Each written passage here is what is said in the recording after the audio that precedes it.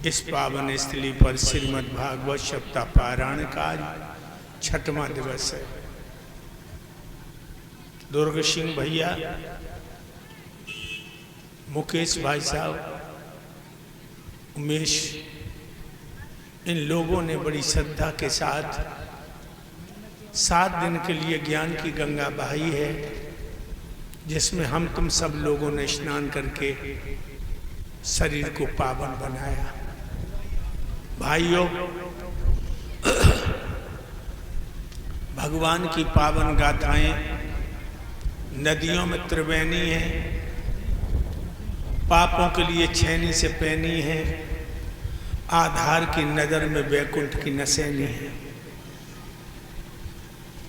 मगर हैं कब? मन से श्रवण करो। किया कुछ भी नहीं परहेज तो दवा खाने से क्या होगा?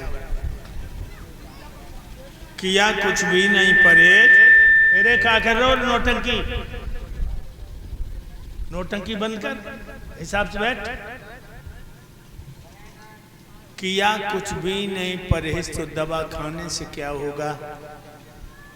और गाड़ी जब छूट गई तो बिस्तर बांध के स्टेशन पे जाने से क्या होगा? और आधार की कथा में बैठकर बीड़ी, सिगरेट, गुटखा, दारू छोड़ न सके तो भागवत में आने से क्या होगा? भगवान की कथा में मन ही मन संकल्प करो, आज से हम बीड़ी नहीं पिएंगे, गुटखा नहीं खाएंगे, तंबाकू नहीं खाएंगे, दारू नहीं पिएंगे, अंडा मांस नहीं खाएंगे, पराई बहन बेटों बुरी नजर नहीं डालेंगे। ऐसे विचार बना लो, फिर आत्मा का कल्याण है, मेरा दावा है। चोरी, चुगली, जामुनी, ब्याज, घूस, परनार और जो चाहे भगवान को इतनी वस्तु विचार। अगर तुम परमात्मा को चाहते हो तो चोरी छोड़ दो, चुगली छोड़ दो, पापियन की जमानत न ले, कभी ब्याज न ले, घूस न ले, पराई स्त्री को बुरी नजर से न देखो। मेरा दावा है कि परमात्मा तुम्हें अपनी गोद में उठा के चूम लेगा। ध्यान रखना, अगर भगवान के प्रिय बनना चाहते इन कामों से दूर हो जाओ। मेरे भाइयों, आधार को प्रभु ने जिस ड्यूटी के लिए भेजा वो ड्यूटी में अदा कर रहा हूं। और ये भी हम तुम्हें बता दें कि तुम्हारे ऊपर कितने भी संकट के बादल आ जाएं और तुम अपने प्राणों के प्राण परमात्मा के चरणों में अपने चित्त को लगा दो, बादल ऐसे छट जाएंगे जैसे हवा की थपेड़ी से बादल छटते हैं, उसी तरह संकट दूर हो जाएंगे। आज की तुम्हें बात बता, आज रात को अचानक हमें सर में दर्द होने लगा, बच्चे सब यहाँ चले आए। अब हमने कहा क्या करें? हमने कहा दर्द में ही प्रभु को भजो, आंखें बंद करके ध्यान करवे को बैठे, 5 मिनट में दर्द बंद, प्रभु का जो ध्यान किया। क्योंकि जाको कमजोर करो बाने बाके दो जोर मलाई क्या, जब प्रभु तो खास लड़ाई हो तो साथ निभावे भाई क्या, और जिसको भगवान ने फटकार दो बाकी फिर हो सुनाई क्या, जब गर्भ निपात करे वो ही तो करे बिचारी दाई क्या, और जाको बन मौत रवानी की ताको फिर दबा करे दवाई क्या। ध्यान रखिए,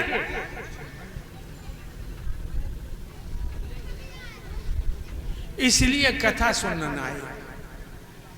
चुटकुले, गंदे गीत तो बहुत लोग गाते हैं, लेकिन उन गंदे गीतों से तो आत्मा का कल्याण नहीं है। आत्मा का कल्याण है परमात्मा की पावन कथा को श्रवण करके उसका मनन करो। याद रखना भाइयों, मुकेश ने हमें यहाँ बुला करके हमारी बहुत सेवा की। उनका एक शब्द मेरे दिल में चुभ के रह गया। कल आकर के बैठ गए, कहने लगे स्वामी जी हमने आपकी कोई सेवा नहीं कर पाई। ऐसे हाथ जोड़ के कहा हमें क्षमा करना।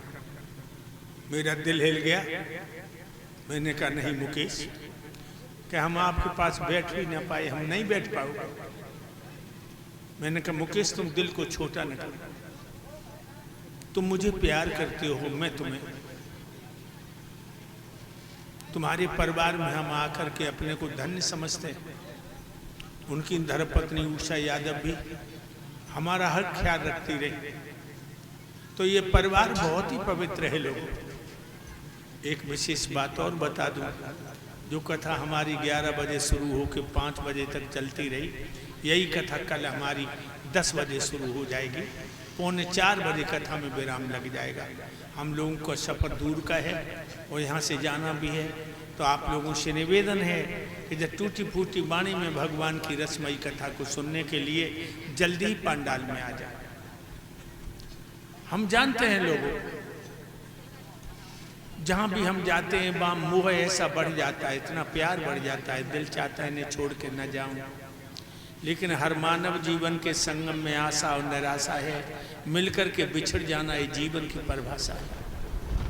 भाइयों, कल की कथा में आपने सुना था कि भगवान का जन्म जेल में बहु बधाई यशोदा के आंगन में पड़ी, और आज तुमने कथा में सुना कि भगवान ने माखन की चोरी करी, बाल लीलाएं दिखाई, और 6 साल की उम्र में मेरे कन्हैया ने कालिया नागनाथ हो। एक बात बताऊं, अवतार तो बहुत भाई, मेरे कन्हैया जैसो अवतार नहीं भाव। अवतार राम का भी हुआ।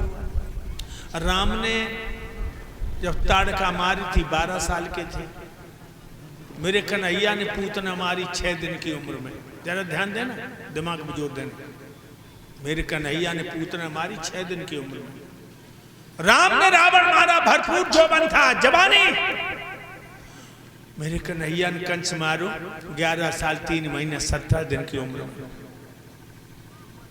मेरा कन्हैया अवतारी तो था ही, नेता था, नेता। और मैं तो सच कहूंगा लोगों, कन्हैया जैसा नेता अगर होता तो सोमनाथ का मंदिर नहीं लुट जाता।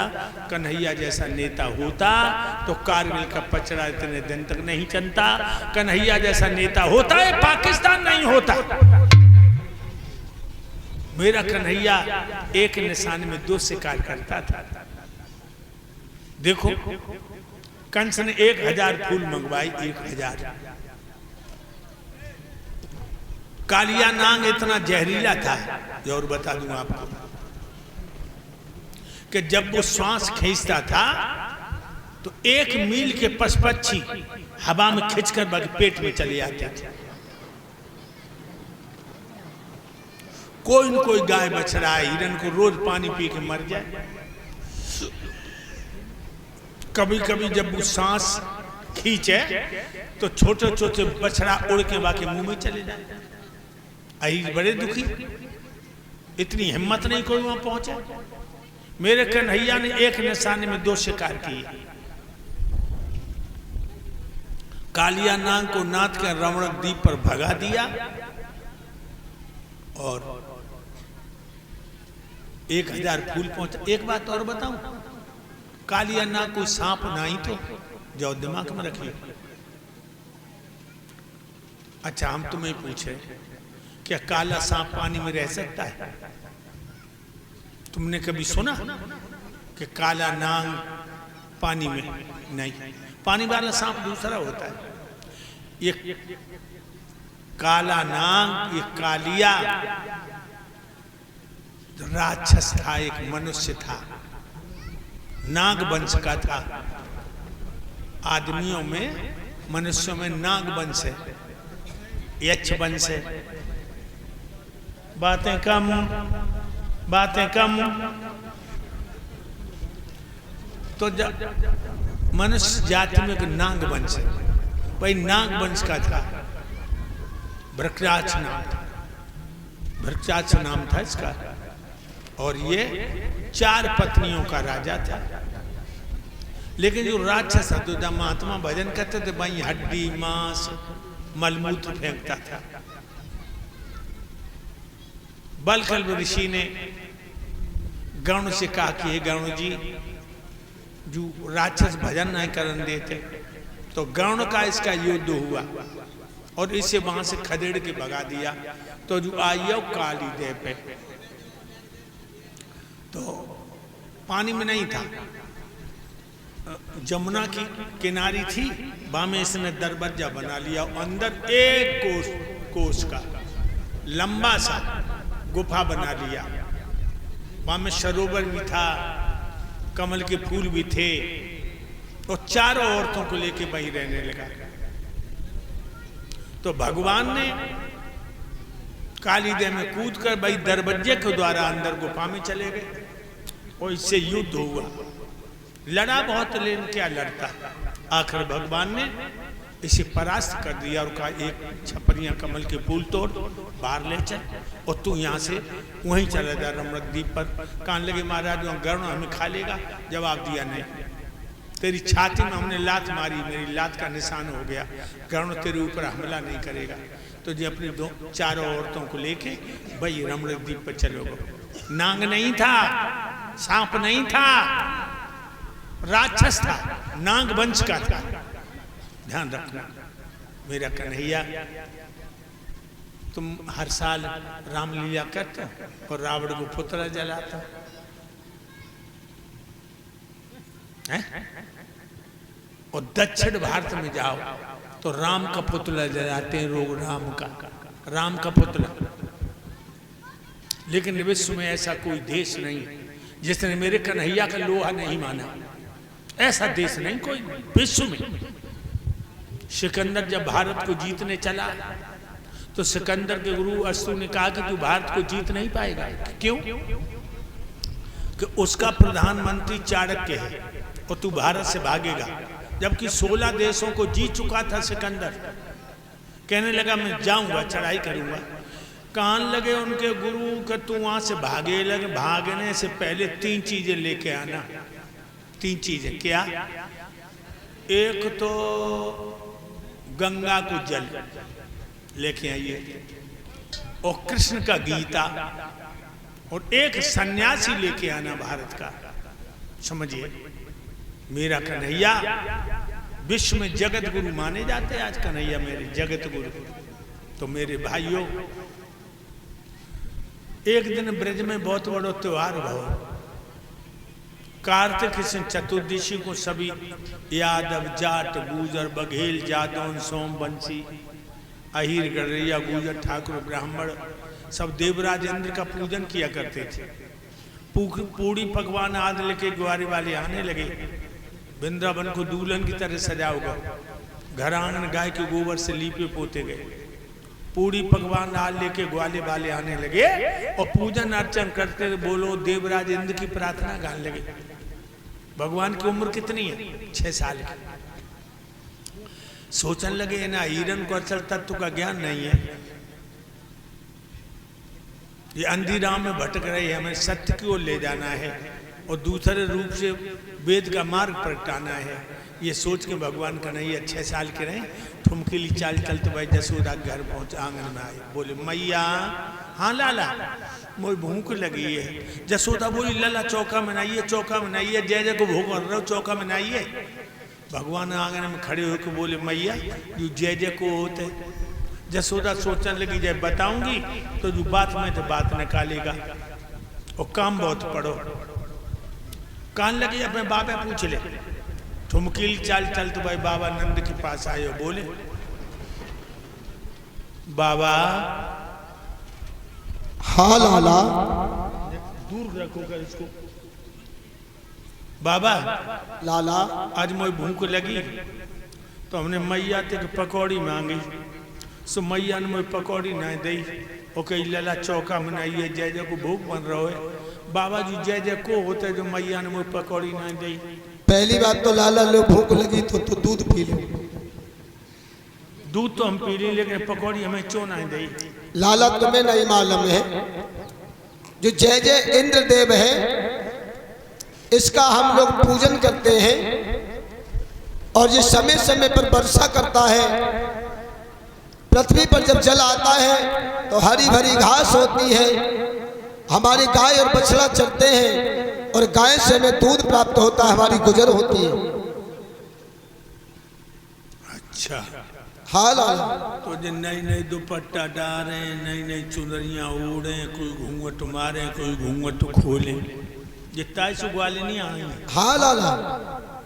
और ये ग्वाला ये पगड़ी बांधे बैठे ताई से बैठे 250 है लाला।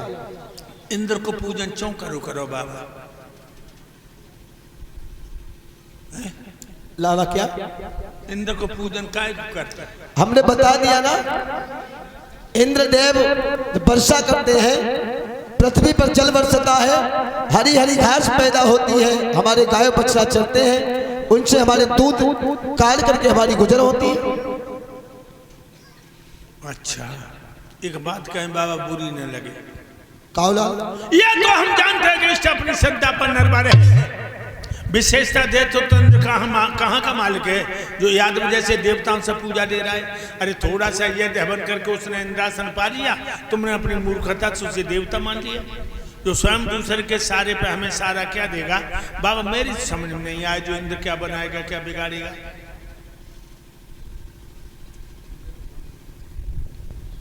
लाला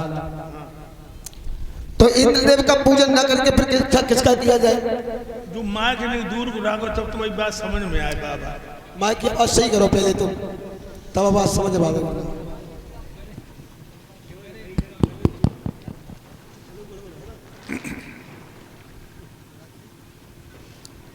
एक बात बताऊं बाबा।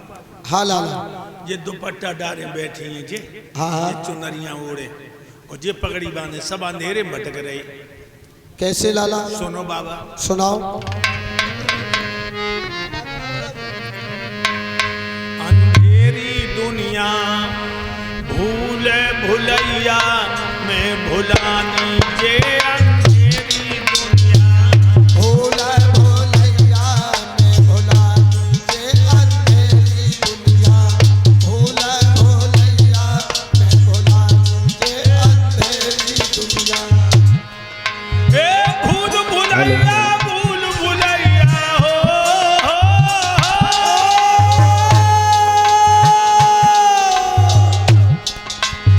भूल भुलैया भुलैया में भुलानी ये अंधेरी दुनिया। भूल भुलैया में भुलानी जे, अंधेरी दुनिया भूल भुलैया में भुलानी जे, अंधेरी दुनिया। बाबा लाला मुफ्त में मिल रहो ओम ना मुझे तापे व्यंग उठावे, मुक्त में मिल रहो ओम नोम तरता पे व्यंग उठावे। मरे गले मर घट मसान पे चंदन फूल चढ़ावे ये अंधेरी दुनिया। भूल भुलैया में भुलानी जे, अंधेरी दुनिया भूल भुलैया में भुलानी जे, अंधेरी दुनिया। और बताएं बाबा, ये पढ़ी लिखी बैठी, ये पढ़ी लिखी, इनकी बात बता। साक्षात मन मूर्त ब्रह्म तज बनी निशाचर देवी, ये पढ़ी लिखी। साक्षात मन मूर्त ब्रह्म तज बनी निशाचर देवी, ब्रह्मा विष्णु महेश माने पूजे नकटी देवी ये अंधेरी दुनिया। भूल भुलैया में भुलानी जे, अंधेरी दुनिया भूल भुलैया में भुलानी जे, अंधेरी दुनिया। बाबा लाला ये पढ़ी लिखी लड़की कौन की पूजा करते हैं? संतोषी देवी की। और भक्तों ने संतोषी कब तक आई? जब तक फिल्म चली संतोषी पूजिए गली गली, पहले जब को नाम ना है तो, लेकिन बहना हो